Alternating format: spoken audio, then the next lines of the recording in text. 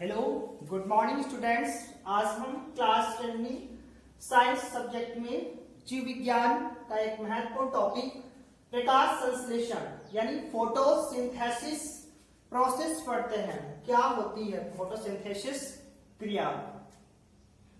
प्रकाश संश्लेषण की क्रिया में सीधी सी बात है कि हरे पौधे भाग लेते हैं और हरे पौधे ही जो है अपने भोजन का निर्माण स्वयं कर पाते हैं। यानी हरे पेड़ पौधे वनस्पतियां स्वपोषी होती हैं और ये हमारे उत्पाद होते हैं, यानी उत्पादन करते हैं हमारे भोजन का। इसके यानी पेड़ पौधे ही अपने भोजन का स्वयं निर्माण करते हैं, बाकी सारे जीवधारी प्रत्यक्ष या परोक्ष रूप से पेड़ पौधों पर आश्रित होते हैं। तो पेड़ पौधे प्रकाश संश्लेषण की क्रिया के माध्यम से अपना भोजन स्वयं बनाते हैं।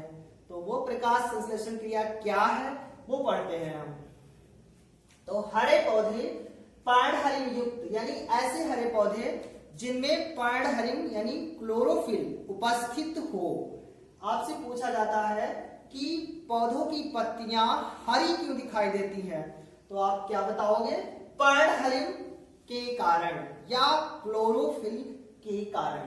तो हरे पौधे पर्णहरिण युक्त प्रकाश यानी सूर्य के प्रकाश की उपस्थिति में पानी तथा कार्बन डाइऑक्साइड की सहायता से कार्बोहाइड्रेट विशेषकर ग्लूकोज का निर्माण करते हैं। यानी हरे पौधे प्रकाश संश्लेषण की क्रिया में पर्णहरिण की उपस्थिति में सूर्य के प्रकाश, पानी, जल यानी कार्बन डाइऑक्साइड क्रिया करके कार्बन डाइऑक्साइड द्वारा या से क्रिया करके कार्बोहाइड्रेट और उसी में विशेषकर ग्लूकोज को बनाते हैं। और ये क्रिया प्रकाश संश्लेषण या कार्बन स्वांगीकरण भी कहलाती है। यानी जो ये क्रिया है प्रकाश संश्लेषण की, इसे कार्बन स्वांगीकरण भी कहते हैं या कार्बन स्वांगीकरण की क्रिया भी कहते हैं। फिर देखते हैं, पौधे सूर्य की प्रकाश की उपस्थिति में पानी तथा कार्बन डाइऑक्साइड की सहायता से कार्बोहाइड्रेट विशेषकर ग्लूकोज का निर्माण करते हैं। ये क्रिया प्रकाश संश्लेषण कहलाती है। और हाँ, इस क्रिया के माध्यम से ऑक्सीजन का निष्कासन होता है। यानी इस क्रिया द्वारा ऑक्सीजन निष्कासित होती है और वही ऑक्सीजन यानी जो प्राणदायी वायु है उसको सभी जीवधारी अपने श्वसन में प्रयोग करते हैं। आइए अब समीकरण देखते हैं। देखिए, कार्बन डाइऑक्साइड और जल की उपस्थिति, साथ में सूर्य का प्रकाश, पर्णहरिण यानी कार्बन डाइऑक्साइड, जल, सूर्य का प्रकाश और पर्णहरिण की उपस्थिति में पौधे C6H12O6 यानी ग्लूकोज का निर्माण करते हैं। साथ में 6O2 यानी ऑक्सीजन के 6 अणु निष्कासित हो रहे हैं या ऑक्सीजन निष्कासित होती है। ये ऊपर एरो का निशान यानी गैस है, ऑक्सीजन वातावरण में उड़ती है इसलिए यह विचलित रहती है, इसलिए ऊपर लगाया। तो अब समीकरण को देखिए, बैलेंस है तो 6C C6, उसके बाद में 12O और ये 6O। इसी प्रकार ये देखिए 6O ये और 6 दूनी 12, O भी बैलेंस है और 6 दूनी 12 H 12H। तो हमारी समीकरण बैलेंस है। तो इस प्रकार पौधे कार्बन डाइऑक्साइड, जल की उपस्थिति में प्रकाश यानी पौधे कार्बन डाइऑक्साइड, जल तथा प्रकाश व पर्णहरिण की उपस्थिति में कार्बोहाइड्रेट विशेषकर ग्लूकोज C6H12O6 का निर्माण करते हैं। साथ में ऑक्सीजन गैस का निष्कासन करते हैं। तो ये क्रिया प्रकाश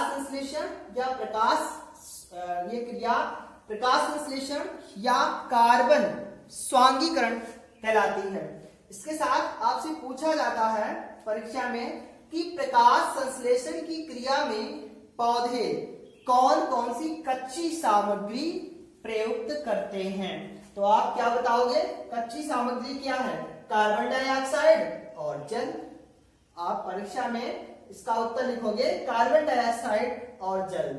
इसके साथ और भी पूछा जाता है कि प्रकाश संश्लेषण की क्रिया में ग्लूकोज के अतिरिक्त कौन सी गैस निष्कासित होती है। तो आप बताओगे ऑक्सीजन गैस निष्कासित होती है या ऑक्सीजन गैस निर्मुक्त होती है। इसके साथ जो प्रकाश संश्लेषण प्रोसेस है, फोटोसिंथेसिस प्रोसेस है, ये एक जैव रासायनिक अभिक्रिया है, यानी इसको जैव रासायनिक अभिक्रिया भी कहा जाता है। इसके साथ प्रकाश संश्लेषण की क्रिया विधि, यानी इसकी क्रिया विधि क्या होती है, यानी इसकी किस प्रकार ये क्रिया होती है। तो प्रकाश संश्लेषण की क्रिया विधि दो प्रकार से होती है, पहला प्रकाशिक अभिक्रिया, दूसरा अप्रकाशिक अभिक्रिया। यानी लाइट रिएक्शन प्रकाशिक अभिक्रिया और डार्क रिएक्शन अप्रकाशिक अभिक्रिया। तो प्रकाशिक अभिक्रिया क्या है, प्रकाशिक अभिक्रिया से समझ में आता है कि यह अभिक्रिया प्रकाश की उपस्थिति में होती है। प्रकाशिक यानी ये क्रिया प्रकाश की उपस्थिति में होती है, यानी और होती कहाँ है, ये क्रिया हरित लवक के ग्रेना में, यानी ये क्रिया हरित लवक के ग्रेना में क्लोरोफिल की सहायता से होती है। आपसे पूछा जाता है कि प्रकाशिक अभिक्रिया कहाँ होती है, तो आपको बताना है प्रकाशिक अभिक्रिया प्रकाश की उपस्थिति में हरित लवक के ग्रेना में क्लोरोफिल या पर्णहरित की सहायता से होती है। और इसे हिल अभिक्रिया भी कहा जाता है, क्योंकि प्रकाशिक अभिक्रिया का अध्ययन सर्वप्रथम वैज्ञानिक हिल ने किया था, इसलिए हिल के नाम पर इसे हिल अभिक्रिया भी कहा जाता है। तो इससे दो इंपॉर्टेंट क्वेश्चन बनते हैं कि प्रकाशिक अभिक्रिया कहाँ होती है, तो आपको बताना है प्रकाशिक अभिक्रिया हरित लवक के ग्रेना में होती है और पर्णहरित की सहायता से। प्रकाशिक अभिक्रिया को दूसरे अन्य नाम से क्या जाना जाता है, आपको बताना है हिल अभिक्रिया।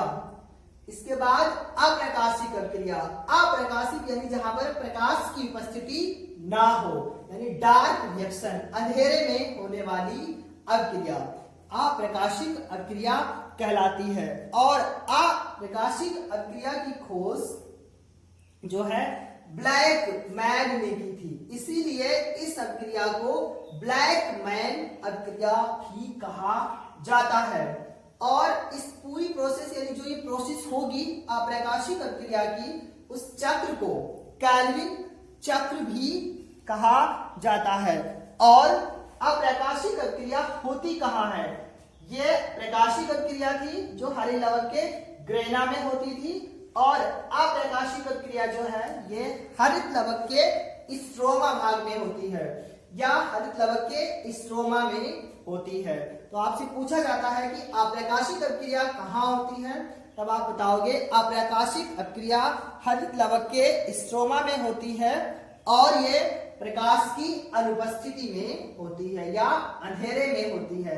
तो ये प्रकाशिक अभिक्रिया की क्रिया विधि दो प्रकार से है, प्रकाशिक यानी प्रकाश संश्लेषण की क्रिया विधि दो प्रकार से, प्रकाशिक अभिक्रिया, दूसरा अप्रकाशिक अभिक्रिया। आगे हम इन दोनों प्रक्रिया को विस्तार से पढ़ते हैं, यानी पढ़ेंगे आगे अगले वीडियो में दोनों प्रकाशिक और अप्रकाशिक को विस्तार से पढ़ेंगे।